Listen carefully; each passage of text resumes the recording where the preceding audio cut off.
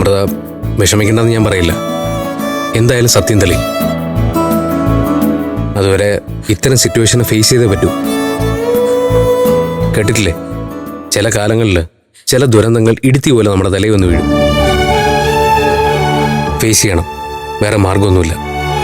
ഒരുപാട് കണ്ണീരിലൂടെ കടന്നു വന്നതാ ഞാൻ. പക്ഷെ എന്റെ അനിയത്തിമാരെ സങ്കടങ്ങൾ അറിയിച്ചിട്ടില്ല ഞാൻ. അവർക്ക് നാണക്കേടായില്ലേ? പുറത്തിറങ്ങി നടക്കാൻ പറ്റൂ? പാവങ്ങള് എന്ത് ചെയ്യണമെന്നറിയാതെ ആദ്യ പിടിച്ച് ഓടി നടക്കുമായിരിക്കും. പരിചയമൊന്നും നോക്കണ്ട, നമുക്ക് ഏതെങ്കിലും ഒരു വക്കീലിനെ പോയി ഒന്ന് കണ്ടാലോ? അഭിയേട്ടൻ സ്റ്റേഷനിലേക്ക് പോയിട്ടുണ്ടായിരുന്നു. എന്തായിന്ന് അറിയില്ല. അയാളൊന്ന് സഹായിക്കുമെന്ന് എനിക്ക് തോന്നുന്നില്ല. നമുക്ക് ചേച്ചിയുടെ ഫോണിലേക്ക് ഒന്നുകൂടി വിളിച്ചാലോ? വേണ്ട, വിളിച്ചിട്ട് എടുത്തില്ലല്ലോ. എന്തായാലും നമുക്ക് പോലീസ് സ്റ്റേഷൻ വരെ ഒന്ന് പോവാം. അവിടെ ചെന്ന് ചേച്ചി ഒന്ന് കാണട്ടെ, എന്നിട്ട് തീരുമാനിക്കാം ബാക്കിയൊക്കെ. എനിക്ക് അനിയത്തിമാരെ ഒന്ന് വിളിക്കാൻ പറ്റിയിരുന്നെങ്കിൽ. വിളിക്കാത്തത് ബാഗ് പോലീസുകാരുടെ കയ്യില, ഫോൺ അതില്ല. വിളിച്ചോ, വിളിച്ചോ.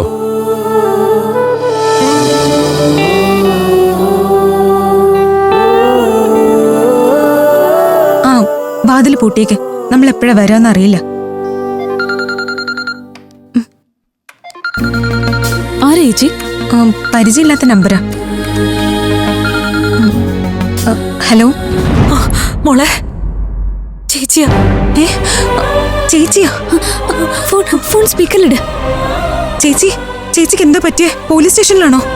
അതെ, പേടിക്കൊന്നും വേണ്ട. ചേച്ചിക്ക് കുഴപ്പമൊന്നുമില്ല. എന്തായാലും ഞങ്ങൾ അങ്ങോട്ട് വരിക. ചേച്ചിയെ കാണണം ഞങ്ങക്ക്. വേണ്ട, ഇങ്ങോട്ട് വരണ്ട. എനിക്കിവിടെ കുഴപ്പമൊന്നുമില്ല. അങ്ങനെ പറഞ്ഞാലൊന്നും ഞങ്ങൾ വിശ്വസിക്കില്ല. ഇവിടെ ഞങ്ങൾക്ക് ഒരു സമാധാനവും ഇല്ല. എന്തായാലും ഞങ്ങൾ അങ്ങോട്ട് വരും. വേണ്ടെന്ന് പറഞ്ഞില്ലേ? അനുസരിച്ചില്ലെങ്കിൽ അടി മേടിക്കും. ചേച്ചി ഒറ്റയ്ക്കല്ല ഇവിടെ. അപ്പൊ ഇവിടെ വേറെ ആരാ ചേച്ചിയുടെ കൂടെ ഉള്ളത്? അത് സ്ഥിര ആഹാരത്തിന് കുറ്റം പറയുന്ന ആളില്ലേ, അഭിയേട്ടനല്ലേ? അതെ. മക്കൾ പേടിക്കണ്ട, ചേച്ചി അങ്ങോട്ട് വന്നോളാം. എപ്പോ വരും? ഇന്ന് വരില്ലേ? അങ്ങനെ തീർത്ത് പറയാൻ പറ്റില്ല. നിങ്ങൾ സമാധാനായിട്ടിരിക്കുക. ചേച്ചി വന്നോളാം. ഫോൺ വെച്ചോ. ഹലോ ഒട്ടാക്കി.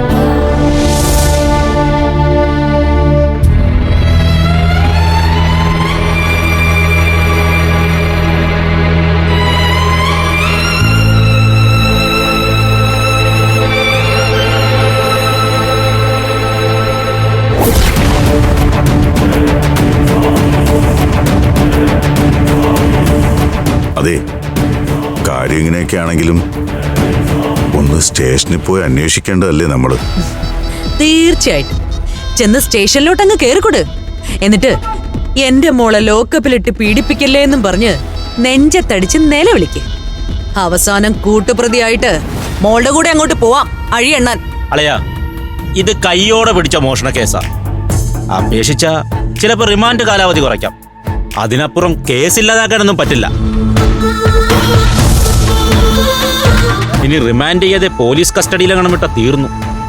പിന്നെ എനിക്ക് പോലും വേണ്ടാതാകും ആ പഴഞ്ചാക്കിനെ. എങ്കിലും സത്യാവസ്ഥ കോടതിക്ക് ബോധ്യപ്പെടാതിരിക്കൂ?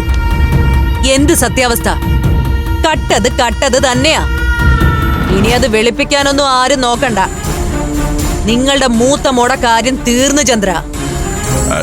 ഞാൻ പറഞ്ഞതേ ഉള്ളൂ. എന്റെ മനസ്സിൽ നിന്ന് പണ്ടേ കളഞ്ഞതാ അവളെ. അര നനഞ്ഞ കുളിരി പോയിന്ന് പറയില്ലേ കാർന്നോമാര്? ഇതും ഇനി ഏതാണ്ട് നനഞ്ഞ മട്ടില. ഇനി അവൾ ആ സകലം കുളിച്ചങ്ങ് കേറിക്കോളും. മഹേന്ദ്ര, നീ ഇനി അവളെ പ്രതീക്ഷിക്കണ്ട. പ്രതീക്ഷിച്ചു പോയി ചേച്ചി. എത്ര കാലം കഴിഞ്ഞിട്ടായാലും, ഇനി മോഷണ കേസിലെ പ്രതിയായാലും എനിക്ക് അവളെ തന്നെ മതി. നെല്ലും പതിരും തിരിച്ചറിയാത്ത കാലം തൊട്ട് കണ്ണിലും മനസ്സിലും കൊണ്ടു നടന്നത് അമൃതയെ. പെട്ടെന്നൊന്നും പറിച്ചറിയാൻ പറ്റില്ല. വരട്ടെ, കണ്ണീരും കയ്യുമായിട്ട് അവള് വരും എൻ്റെ കാല് പിടിക്കാൻ.